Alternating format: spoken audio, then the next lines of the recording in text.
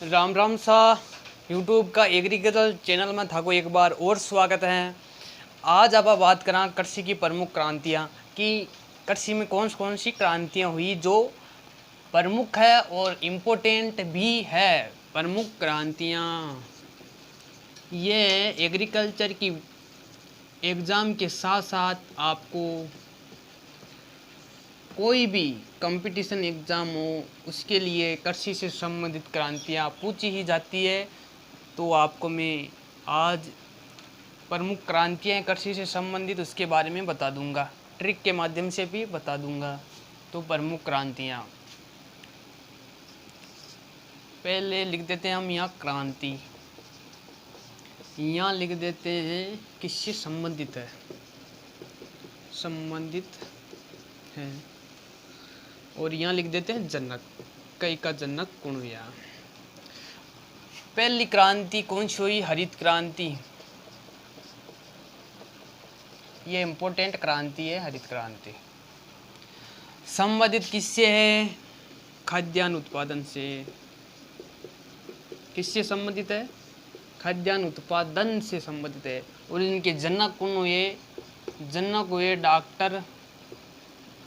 Doctor Norman E बारलोग। बारलोग ये हैं विश्व में। हरित क्रांति संबंधित है खाद्यान्न उत्पादन से, जनक हुए डॉक्टर नॉर्मन ई बारलोग विश्व में। यह क्रांति भारत में भी हुई है, विश्व में भी हुई है और भारत में भी हुई है। भारत में यह क्रांति कब हुई? 1966-67 में यह क्रांति भारत में आई और यह भी संबंधित है खाद्यान्न उत्पादन से ही संबंधित है यह क्रांति। लेकिन इनके जो जनक हुए हैं ना वो अलग है। इनके जनक है डॉक्टर एम.एस.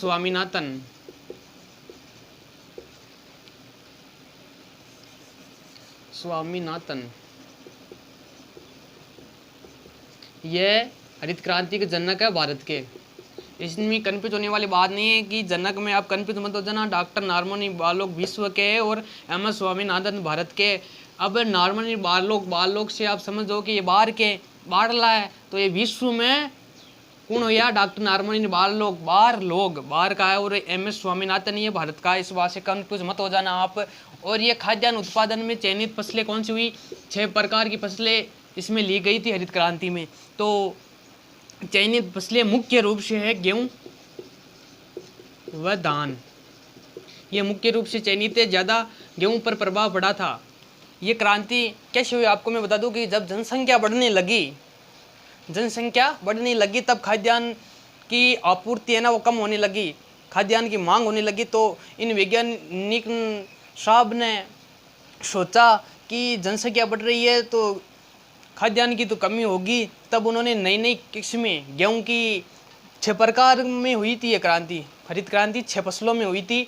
तो ज़्यादा गेहूं पर प्रभाव पड़ा तो उन्होंने अनेक किस्में निकाली, उन्नत विकसित संकर किस्में बहुत निकाल के फिर इस क्षेत्र में क्रांति आई। इस बात का ध्यान रखें कि हरित क्रांति खाद्यान्न उत्पादन से संबंधित है भारत में और विश्व में दोनों में। भारत में कब आई? 1966-67 में भारत में आई और चयनित फसलें गेहूँ व धान 6 प्रकार की फसलों में लिया गया था। हरित क्रांति 6 प्रकार की फसलों में हुई थी। जनक हुए डॉक्टर नॉर्मन ई बारलोग विश्व में और भारत में हुए एम.एस. स्वामीनाथन। अब स्वामीनाथन की एक दो बातें और बता दूँ मैं था कि एम.एस. स्वामीनाथन ने 2004 का माई राष्ट्रीय किसान आयोग की स्थापना करी। उनकी करी राष्ट्रीय किसान आयोग की स्थापना की 2004 में। इस बात का ध्यान रखें। और एक बात और है, 1987 में अपएव द्वारा प्रथम खाद्य पुरस्कार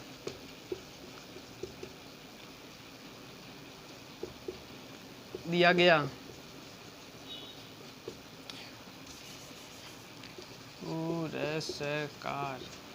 पुरस्कार दिया गया। अब गलती हो जाती है, मीन का शरीर है, गलती हो जावे कोई बेजा बात को नहीं है। तो हरित क्रांति का मायने आप समझ लीजिए, हरित क्रांति है संबंधित है खाद्यान्न उत्पादन गेहूं और धान। और जनक या विश्व में डॉक्टर नॉर्मन ई बारलोग, भारत में या डॉक्टर एम.एस. स्वामीनाथन। और 2004 में एम.एस. स्वामीनाथन ने राष्ट्रीय किसान आयोग की स्थापना की। 1997 द्वारा प्रथम खाद्य पुरस्कार दिया गया था। वीडियो में कटे गलती हो जावे तो आप कमेंट कर या मन बता दो, गलती सुधार दें, वहाँ गलती हो जाती है, इस बात का भी ध्यान रखिए। अब 2 नंबर क्रांति हो गई, एक हो गई, 2 नंबर है श्वेत क्रांति। श्वेत क्रांति, श्वेत का मतलब सफ़ेद, सफ़ेद यानी धोड़ा, सफ़ेद संबंधित है। सफ़ेद तो दूध होता है, तो दुग्ध उत्पादन से संबंधित है। किससे संबंधित है? दुग्ध उत्पादन से संबंधित है। जनक कौन हुए? जनक हुए डॉक्टर वर्गीज कुरियन। यह न 1970 से लेकर 1996 तक ऑपरेशन फ्लड योजना चलाई थी इन्होंने। यह इस बात का भी ध्यान रखें, ऑपरेशन फ्लड योजना चलाई थी डॉक्टर वर्गीज कुरियन ने। 3 नंबर आता है सुनहरी क्रांति। ये किससे संबंधित है? सुनहरी क्रांति यह है उद्यान। उद्यान को आप फल भी फल कह दो या उद्यान कह दो, उत्पादन से संबंधित है। इनके जनक हुए डॉक्टर के.एल. चड्डा, ये एक पोमोलिस्ट थे, इस बात का ध्यान रखें। 4 नंबर क्रांति नीली क्रांति। नीली क्या होती है? मछली होती है, तो नीली क्रांति मछली उत्पादन से संबंधित है। 4 क्रांति होगी। आगे चलते हैं हम। ये क्रांतियाँ बहुत ही इम्पोर्टेंट हैं, इस बात का आप ध्यान रखें। 4 क्रांतियाँ हो चुकी है। 5 नंबर क्रांति पीली क्रांति। पीली क्रांति किससे संबंधित है? तिलहन उत्पादन से। तिलहन में सरसों व सूरजमुखी। 6 नंबर क्रांति है लाल क्रांति। किससे संबंधित होता है? लाल का होता है टमाटर व मांस उत्पादन से संबंधित है लाल क्रांति। 7 नंबर क्रांति है ऑरेंज क्रांति। किससे संबंधित है? नींबू वर्गीय फलों के उत्पादन से संबंधित है। 8 नंबर क्रांति भूरी क्रांति। किससे संबंधित है? खाद्य प्रसंस्करण या फ्रूट प्रोसेसिंग से संबंधित है। 9 नंबर क्रांति रजत क्रांति। किससे संबंधित है? अंडा या पोल्ट्री उत्पादन से, अंडा उत्पादन या पोल्ट्री उत्पादन से संबंधित है। 10 नंबर आ जाती है। 10 नंबर आपकी है गोल क्रांति। किससे संबंधित है? गोल क्या होता है? आलू उत्पादन से संबंधित है। ओके। पीली क्रांति किससे संबंधित है? तिलहन उत्पादन से, सरसों व सूरजमुखी तिलहन में। लाल क्रांति किससे संबंधित है? टमाटर व मांस उत्पादन से। ऑरेंज क्रांति किससे संबंधित है? नींबू वर्गीय फलों के उत्पादन से। भूरी क्रांति खाद्य प्रसंस्करण या फ्रूट प्रोसेसिंग से संबंधित है। रजत क्रांति अंडा पोल्ट्री उत्पादन से संबंधित है। गोल क्रांति आलू उत्पादन से संबंधित है। इन क्रांतियों को याद करने का एक ही तरीका है, इस प्रकार से आप चार्ट बना लो और जहां आप स्टडी कर रहे हो वहां पे एक पन्ने को वहां पर लिखकर चिपका कर उसमें आप खेलो, उठो बैठो नाचो गाओ, तब पढ़ लेना तो आपको आराम से याद हो जाएगी। और इसको याद करने का आसान तरीका मैं बता दूं, आप रंग होते हैं, कलर होते हैं, उनको याद कर लो, उसके हिसाब से इसकी संबंधित क्रांतियाँ या उत्पादन हैं जो वो आपको याद हो जाएगा। देखो गोल क्रांति, गोल क्या होता है? आलू, इस प्रकार से आप याद कर सकते हो। लाल टमाटर व मांस लाल होता है, इस प्रकार से आप याद कर सकते हो। 10 क्रांतियाँ हो गई अपनी। अब आती है 11 नंबर क्रांति।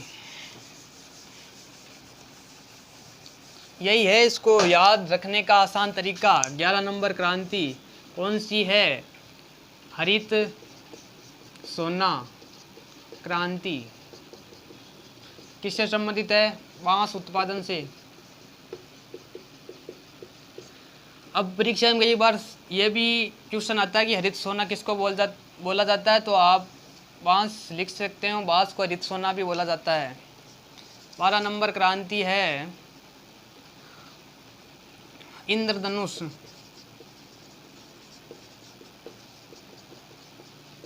इंद्रधनुष क्रांति ये किससे संबंधित है? कृषि के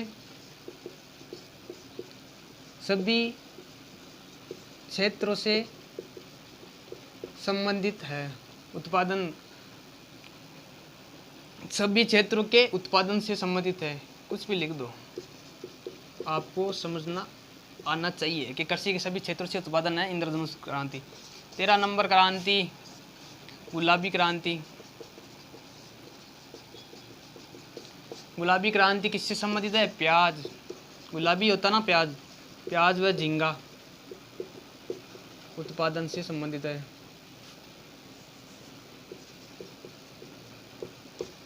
13 क्रांति 14 नंबर है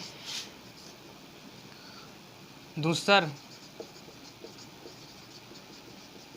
धूसर क्रांति किससे संबंधित है? उर्वरक उत्पादन से। 15 नंबर क्रांति काली क्रांति बोल दो, चाहे कृष्ण क्रांति बोल दो।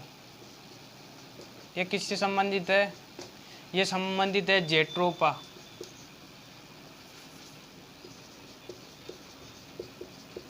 यह बायोडीजल उत्पादन से संबंधित है। इस प्रकार से हमारी 15 क्रांतियाँ पूरी हो चुकी है। आप मैं बोल रहा हूँ एक पेन और एक कॉपी का पेज लेके चिपका दो। आप जहाँ स्टडी कर रहे हो वहाँ पे इनको बहुत बैठो उठो सोवो जिटेम देख लो, आपने याद हो जाए। और इनको साव आई ट्रिक है, कलरा ने याद कर लियो भी कहीं साबू। देखो हरित सोना बांस ने गए तो बांस उत्पादन संबंधित है। इंद्रधनुष, इंद्रधनुष में 7 कलर है तो कृषि का सभी क्षेत्र उत्पादन संबंधित है। गुलाबी क्रांति प्याज कहीं वो गुलाबी है और वो झींगा उत्पादन संबंधित है। बात में ध्यान रख सको। घुसर क्रांति उर्वरक उत्पादन से और काली कृष्ण क्रांति जेट्रोपा बायोडीजल से। इस प्रकार से हमारी क्रांतियाँ पूरी हो चुकी है। वीडियो को ज़्यादा से ज़्यादा शेयर करें। अपनी एग्रीकल्चर से संबंधित जितने भी स्टूडेंट हैं दोस्त हैं उनको शेयर ज़रूर करें, लाइक करें, सब्सक्राइब करें। धन्यवाद।